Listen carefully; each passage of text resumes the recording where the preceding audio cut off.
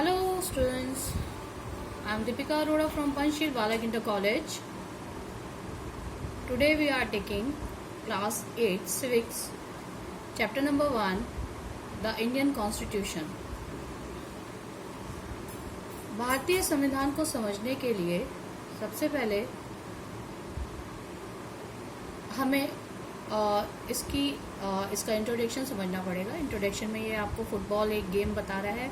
ये फुटबॉल एक ऐसा गेम है जो कि पैरों से खेला जाता है, ना कि उसमें हाथ यूज़ किए जाते हैं। अगर कोई भी हाथ यूज़ करता है एक्सेप्ट द गोलकीपर के अलावा, तो उसको फाउल माना जाता है रूल्स के खिलाफ। इसी तरह से और भी गेम है जैसे कि हॉकी और cricket, also have rules according to the which they are played. उनके भी रूल्स नियमावली एक तैयार की जाती है जिसके अकॉर्डिंग उनको खेलना होता है। Each of this rules have define the game. जब हम उन रूल्स को पढ़ते हैं तो हमें पता लगता है कि ये खेल किस प्रकार खेला जाएगा। As these are fundamental to the game, जिस तरह से गेम के फंडामेंटल मौलिक अधिकारों को या नियमावली को तैयार किया जाता है, उसी तरीके से like this games a society also has constitutive rules. इसी तरह से हमारा जो समाज है वो भी एक कॉन्स्टिट्यूटिव रूल्स में बंधा हुआ है, संवैधानिक नियमावली में बंधा हुआ है।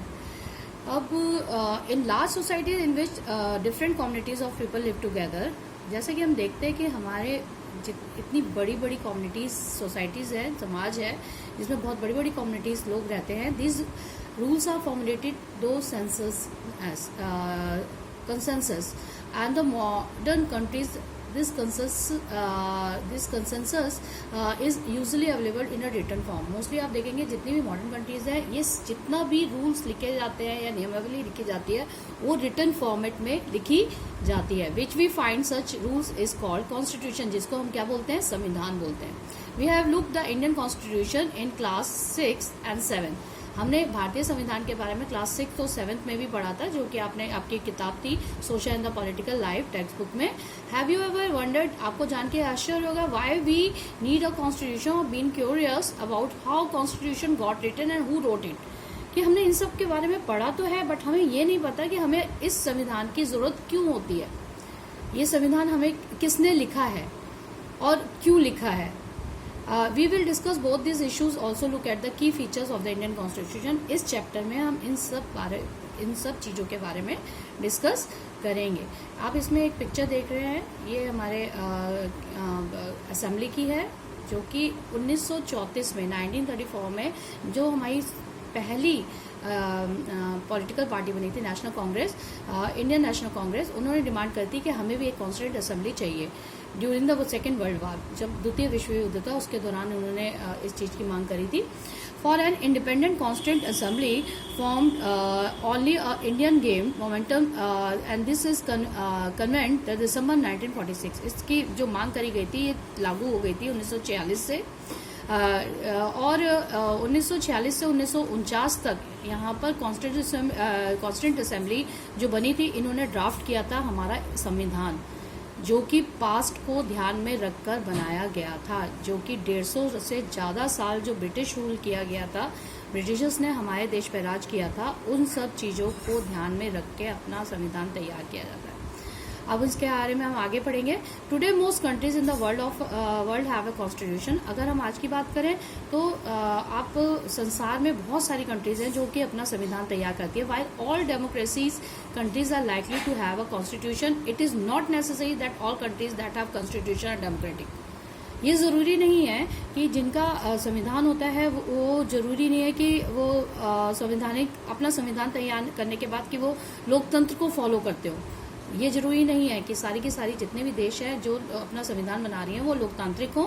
The constitution serve several purpose, ये बहुत तरीके से के लिए यूज किया जाता है। First, it Lay's the certain ideals that form on the basis of kind of country, कि वो देश किस तरीके का है, उस देश में रहने वाले जो सिटीजन्स हैं वो किस तरीके से रहते हैं, उनका क्या नेचर है, ये सब चीज़ें मायने रखती है। A country is usually made of different communities of people who share certain believe but may not necessarily agree on all issues. अगर आप इसको एग्जाम्पल तौर से भी यूज करें तो अगर हम कहें कि परिवार में 5 सदस्य हैं तो कभी भी 5 सदस्यों का मत एक जैसा नहीं रहेगा।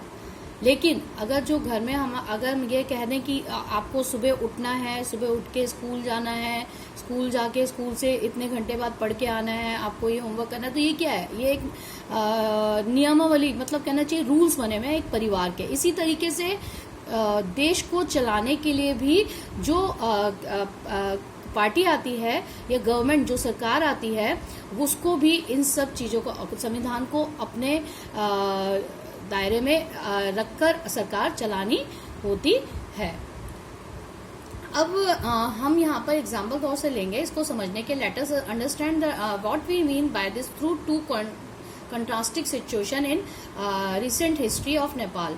हम इसको किस तरीके से समझेंगे कि हम एक नेपाल का इतिहास लेते हैं, जो कि एक country that borders India on the north side से उसका बॉर्डर जो है वो भारत से जुड़ा हुआ है। Until recently Nepal was monarchy, जबकि वहां पर उस टाइम क्या थी, मोनार्की क्या इसे कहते हैं बेटा, मोनार्की कहते हैं राजा का राज, ठीक है ना, जहां पर राजा राज करता हो। Reflected the fact of final authority rested by with the king. A people movement in Nepal fought for several decades, 100 साल मतलब कहना चाहिए, नेपाल में जो राजा ने राज किया। उसके बाद 2006 में एस्टैब्लिश डेमोक्रेसी, वहां पे लोकतंत्र आया।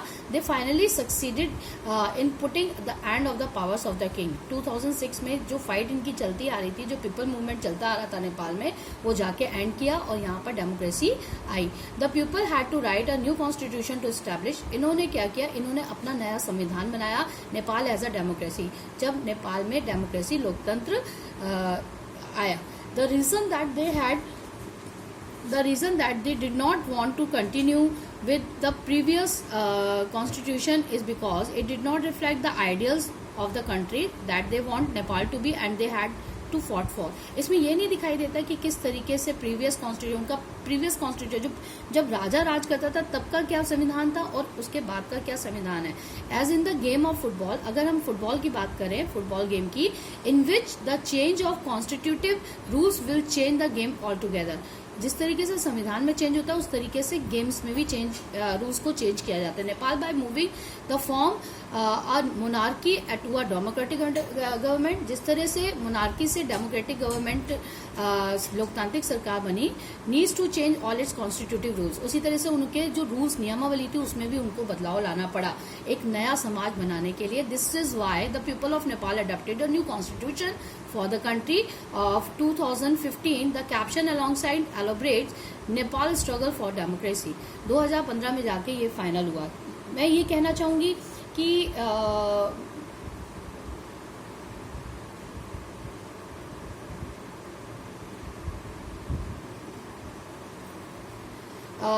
जो second important purpose of a constitution is to define the nature of country political system. For example, Nepal earlier constitution stated the country was hello